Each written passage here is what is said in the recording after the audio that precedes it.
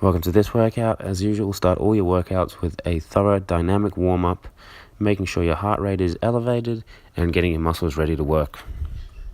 This workout, we start with 3 exercises, alternating row from the box, mid-low step up and around the world, and you can see the repetitions there. The first one, the alternating row from the box, place the dumbbells in the box, bend over at the hips, keeping the back nice and flat, then bring the elbow back one at a time, squeezing the shoulder blades. You don't want your shoulders rotating. Then the mid-high-low step up. Then we've got 1 kettlebell racked against the shoulder, 1 by our side, and we're stepping up with the side that has the kettlebell racked. Keeping the core nice and tight, keeping the back flat, driving through the box. Then we have the around the world. Get into a push-up position. Again, back flat, core tight, glutes tight. 1 at a time, bring the arm up, the other arm, and both feet up. Then we have goblet slider lunges, half kneel, single arm cable press, and then get up, sit up.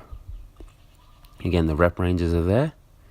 To start with, the goblet slider lunge, hold the slider in a goblet position. Place 1 foot on the slider. As you move the slider back, lower yourself down so your knee gets close to the floor.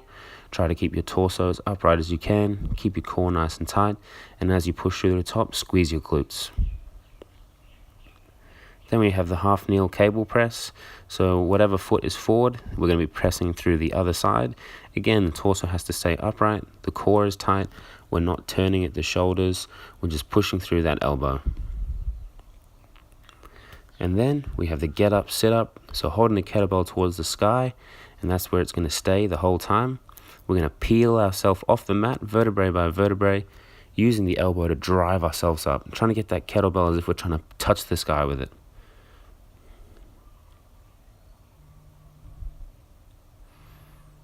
Then to finish, we have a dumbbell complex.